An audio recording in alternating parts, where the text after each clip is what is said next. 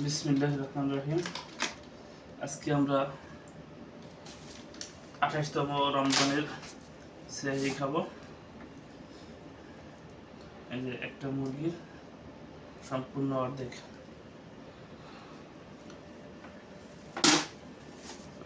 আমরা যেহেতু কাজের চাপ অনেক বেশি, রান্না করার সুযোগ নাই।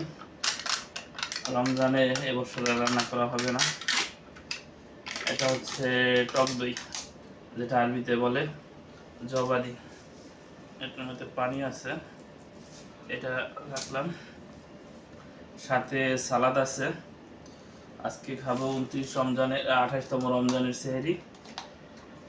আমরা কিনে আনছি, এটাকে বলে দিজাজ মাদগুদ, যেটা অ্যারাবিয়ান ক্যাপচা বলা হয়।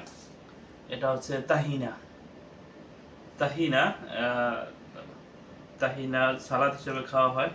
একটু তাহিনা দিলাম, একটু টক দই নিলাম, একটু মুরগি নিলাম, একসাথে খাবো।